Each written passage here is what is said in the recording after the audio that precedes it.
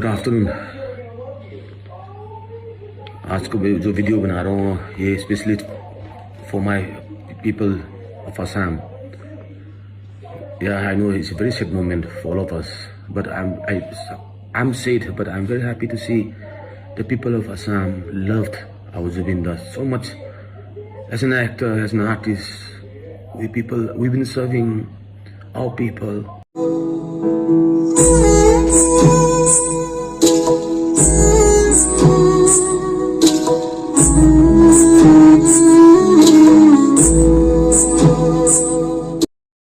अहम मक्तद एम्पति नाव चैनल को यिंबिरिबा पुनो को एम्पति नाव नत्रा मचे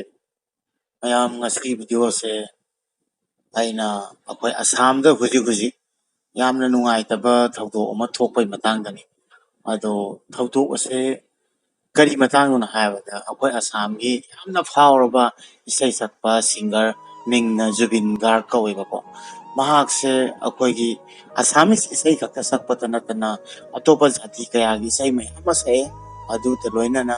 अखोय गी बॉलीवुड ता अखोय गी हिंदी फिल्म दा इसै से अदुना अखोय गी असम गी खक्ता माई नतबा नोटिस पुमगी माई नि हाबा तारे महाकना अखोय गी बॉलीवुड कुमदा चंगगा अखोय गी प्लेबैक हिंदी सॉन्ग सकपा फंगबा अदुगा अखोय गी अवार्ड का फंगबा गसे यामना तांगनिंगाय ममन लैरबा मिसक अमनि हाय तारे अदुगी सु मथक्ता महाक से मयामना याम नुक्सिजबा यामना पामजबा समना हाबदा माना लैखिदबदा अंदक ओइबा मी खुतिन अदुगा नुमित हुमनि मरिनि बन असिसिंग से मयामना नुक्सिबगिनी असि मा समना हाबदा माना प्रोग्राम तौकांदा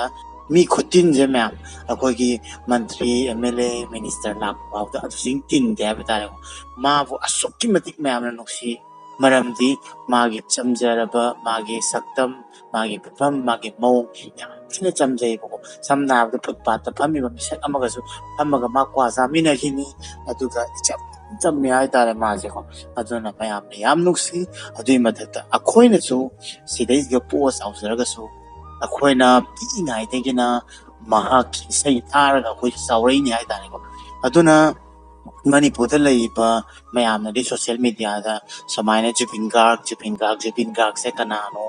करी तौजानो सिबो हंदक जम मैम वायरल होइसे करीगिनो हाय कांदा आइना मदुई मतांगदा डेट 19 को ngarang nahan 19 da laikhidabani ma kamai laithbono haibada akoigi Singapore da notice ki festival ama tawba sakpada ka loinana mai team jauzari ni ko adu festival da notice ki tawbada makoina iroibada akoigi sip akoigi irang na dana jacket ka akoigi safety jacket ka loi litlaga ma su iroi mina ba jawai ni mana ba singa adu iroi ba marak tagi magi masa je nungai taba akoigi हाइदे हक्सांग से सोर चिंबा फुनबा तौना attack Lakpa हाय तारे अदैदि माजे पुखटलगा अदुगा Singapore के hospital लाइकटनाबदा होटनबा याब होटनारे अदुम नमद्रे मागी पाव फंगबदा Assam पुंबा लावबा खोंबा kappa तसेंगना हायबदा मा सिरे ताबदा suicide तौनारिने हंगांग अदुगा चाबा थकपा संगनद्रिने अदुगा kappa लाव खोंबा मी याम सिनबा यावरे अदुगा अखोइना नुंगाइतना बन तवै मरक्तसु माबु उसिथोइदबा अतोपा असम द लैरगा असम की मयांग नतबा मपान की मयांग सिदा लैना मोइनागा कनानो मागी दंत केदवै बन तवदुनो गायना हायबदा मयामना सावबदगी फुबो थानादा हापो हुई जुबिन मोर गाना जुबिन कोन হয় বাইরে मोर गाना जुबिन कोन হয় ঠিক আছে जुबिन এটা সিঙ্গার হয় আগে যা जुबिन এটা সিঙ্গার হয় বাস मोर गाना कोन হয় কিন্তু এরা সিঙ্গার হয় মই বিটা जुबिन দাক মই একেবাৰে মই বহুত ভাল কাম কৰিম বেয়া হিচাপ মই ভবা নাই আৰু মই বুলি কেলে কৈছো মই তেনেকুৱা হিচাপ নাই তেনেকুৱা হিচাপ কেলে কৈছো মই হিন্দা মই জমা বিচাৰি মই নাই কৰা তেনেকে কিন্তু বেলেগ আছে বেলেগ আছে মই নাই কৰা কেলে কৈছো जुबिन বুলি কেলে কৈছো जुबिन বুলি কেলে কৈছো নাম বুলি কৈছো जुबिन বুলি কেলে কৈছো जुबिन বুলি কেলে কৈছো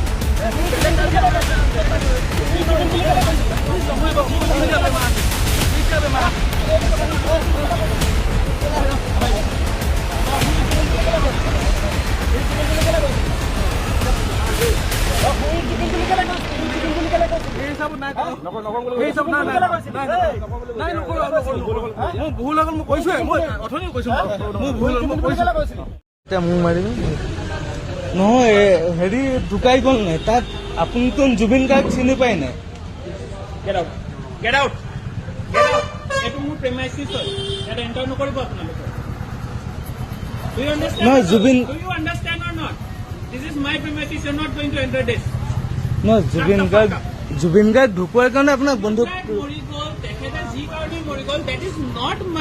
my thing to do. Why will I close my shop? And who the hell are you to tell me? Who gave you the right? Who gave you the right? Who are you? Who are you? I'm Sanjeev Kalita অসমীয়াত ক তোমাৰ কি আছে তোমাৰ কি right আছে মোৰ দোকানত যদি তুমি বন্ধ কৰিবলৈ ক'ব আহিছা খুৰী who is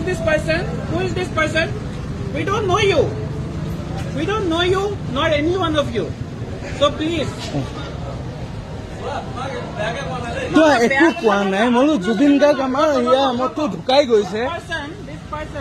ইয়াত আহিলে ৰ'ব এখেতে আহি মোক কৈছে দোকান বন্ধ কৰা চলিব নাছে মই বোলো মই নাজানো মই চিৰিয়াছলি নাজানো মই শিৱসাগৰ কিন্তু জুবিন গাৰ্গ চিনি নাপায় নে এখেতে বাহিৰত ওলাই কৈছে তই সোনকালে ৰ'ব এখেতে বাহিৰত ওলাই কৈছে তই সোনকালে নহ'লে মই মাৰপিট কৰিম মই কেতিয়া মাৰপিট কৰিম প্ৰমাণ ক'ত আছে ইয়াত চিচি কেমেৰা আছে মই মাৰপিট কৰিম কোৱা নাই মাৰপিট কৰিম মই মাৰপিট কৰিম কোৱা নাই জুবিন গাৰ্গ চিনি পায় হু ইজ জুবিন গাৰ্গ আপুনি ইংলিছ মাৰিছে মাৰক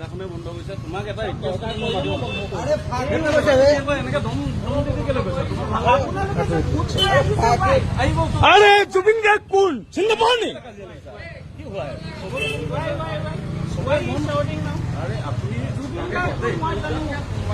তেন্তে হু ইজ জুবিন গাৰ্গ কোৱা সেইটো কাৰণে জুবিন গাৰ্গৰ কাৰণে বন্ধ কৰিব কোৱা হৈছে সেইটো বুজি পাওঁ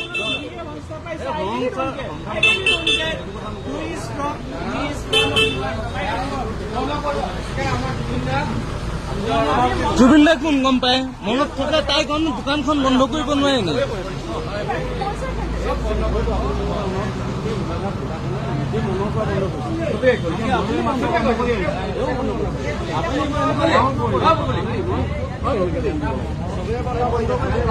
চবে বন্ধ কৰিছে ইয়াৰ সকলোৱে জুবিন গাৰ্গক চিনি পায়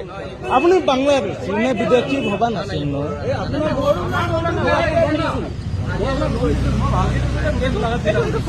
কি কৰি আছে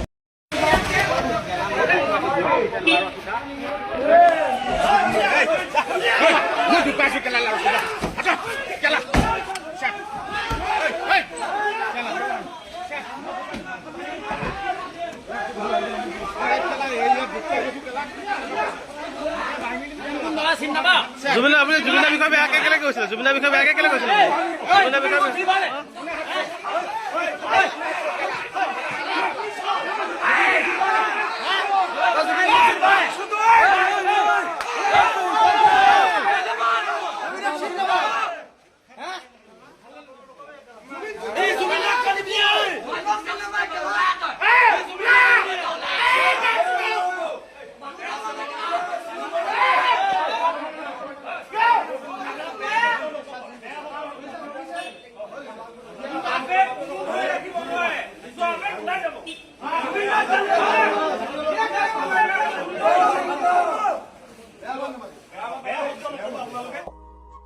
yam chaw irang ni ada aduna samna haibada pithibida mi leitabada ko phawa mi leitabada mari manung challe adubu singer gi oina di ani gumada challe Michael Jackson matungda khwai atang ba singer phawa singer ni hai tare koi notice ki oina khwai assam gi hanak Zubin Garg leitabje maside jiga miyam kutin je mayam karula ni hai kana de aduna mayam da sije sena tanbe ati aduga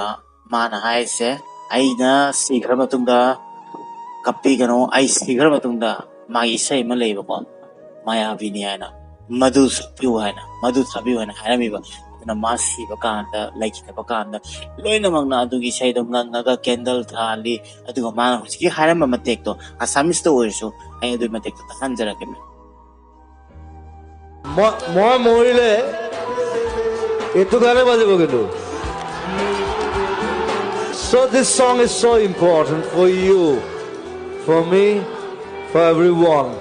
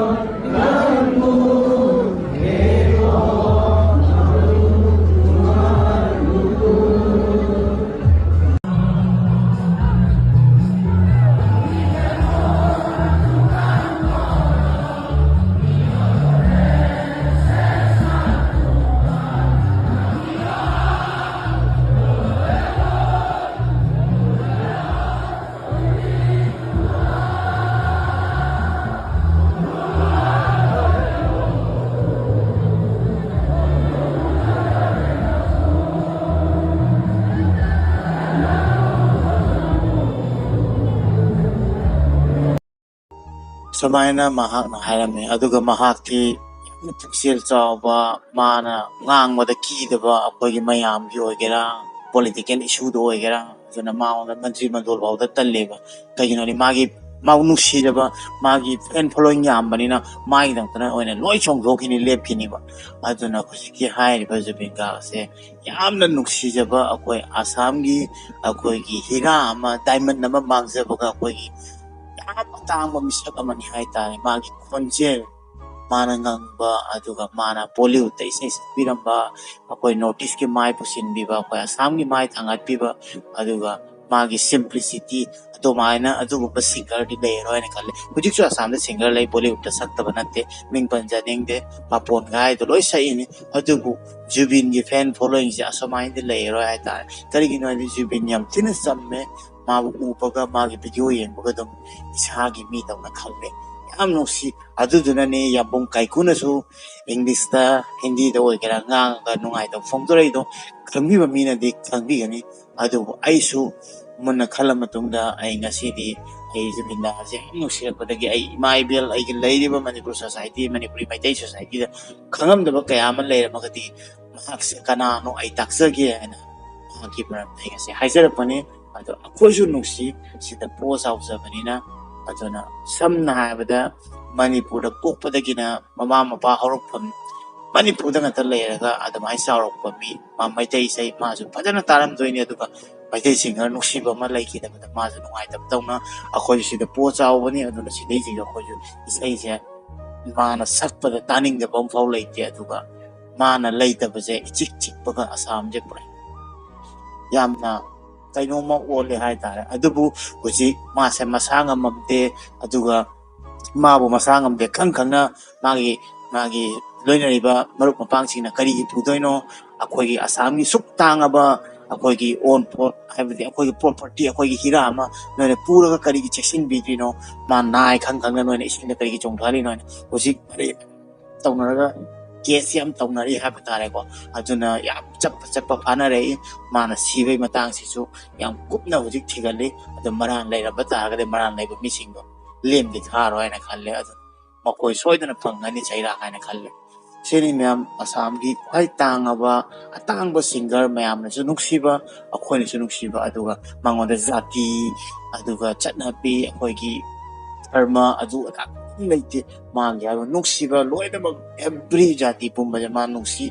अदुना मांगोंदा लाइरबा हाइबो लेते अनाखोत हाइबो लेते चप माना माना नुसीबगी मावना नसी पोंगदबगी म्यामना नुसीबनी हाइबो तारे अखोइसु नुसी अदुना माना हदक लेखिदबजे थेना अखोइ आसामी अमना नुंगाइतबा अमम्मा मिकुप अमनी हाइतारे अदुना हुजिक फाउदा नुंगाइनद्रि आसामदा हुजिक फाउदा suicide तौबा लेप्ते मागे वखंदा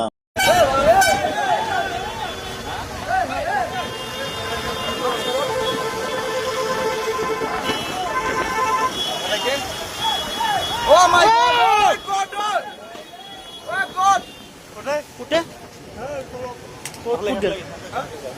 अदुगा खंगदि सिमागी नुसीबनि हाइतारे सि अखोइना कमाइ खामुनि मी पुनिम पुनिले फारकपा महाकी दबदा नुसीबा हाइदे अदुना याम तांगी ताइबंग पांदा आइगी दमकदा सुमाइना म्याम पुंबना